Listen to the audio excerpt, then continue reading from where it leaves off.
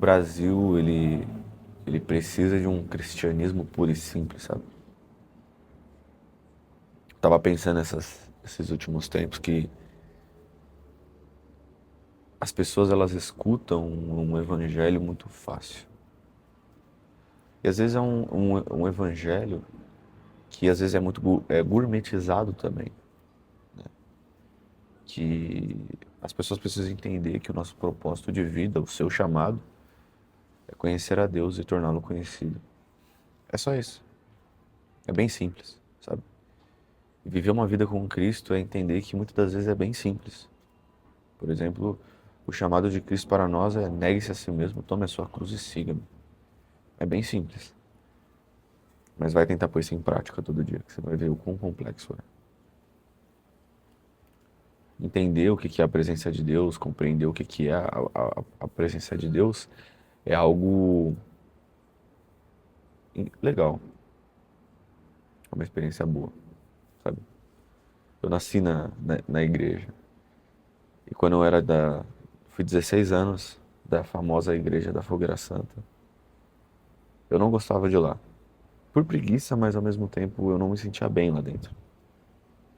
E eu sei que a gente não tem que se sentir bem para estar dentro de uma igreja, não tem nada a ver com isso. A base dos nossos sentimentos, mas eu não me sentia bem, sabe? Eu não gostava de ver uma fileira enorme de pessoas para entregar seu carro, sua casa. Eu não, eu... E aí eu lembro que quando eu era pequeno, eu, eu peguei, tipo, tinha muitas moedas. Eu fui juntando muitas vezes, assim, moedas. E eu falei, cara, eu vou dar uma oferta. Eu vou dar uma oferta grande porque eu quero um skate. Acho que era um skate na época, não lembro. Eu vou entregar essa oferta. Eu entreguei. E eu não recebi nada, sabe? E aí eu fiquei, caramba, acho que Deus não me ama. Deus, ele não gosta de mim, sabe? Porque as pessoas testemunham ganhando milhões e eu não ganhei nada. A única coisa que eu fiquei é sem as minhas moedas. E foi isso. Entender o que é esse evangelho. Entender o que é viver essas coisas. É uma das maiores maravilhas que existe, se não a maior. Porque nós estamos recebendo uma luz no nosso coração. O evangelho, a palavra pregada, é uma luz que santifica o seu coração. O evangelho, ele é a luz que o mundo precisa. Sabe? E nós somos embaixadores de Cristo. Quem se diz cristão, sabe? Eu acho que quem está vendo esse vídeo é um cristão, espero eu.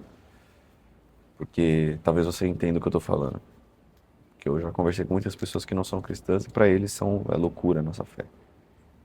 É loucura o que a gente crê. É loucura o que a gente pensa. Não faz sentido.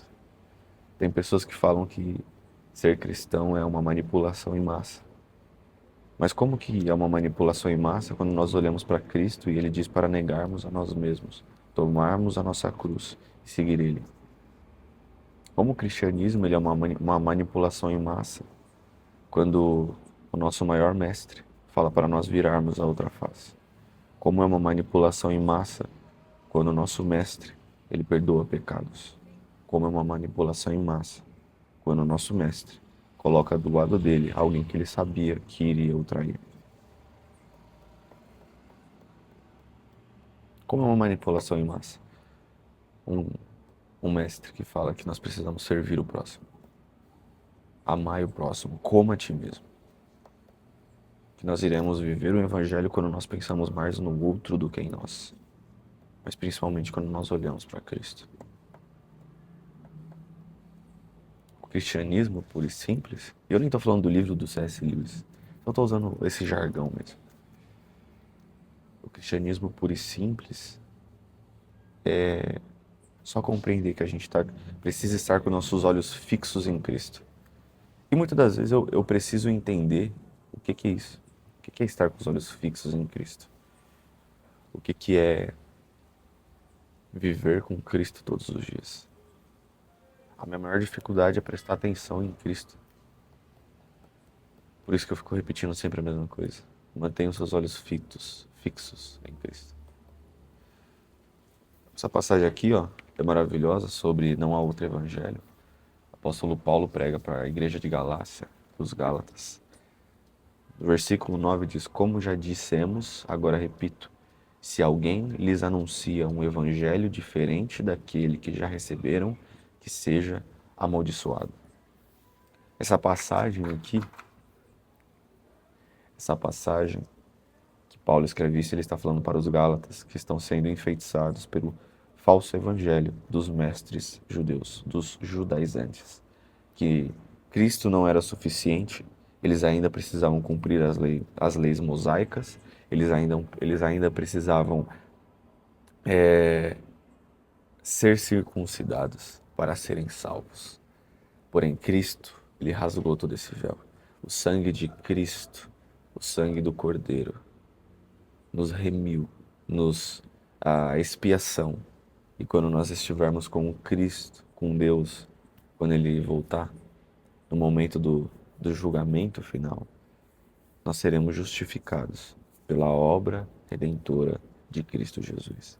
Pois somente Ele é o caminho, a verdade e a vida.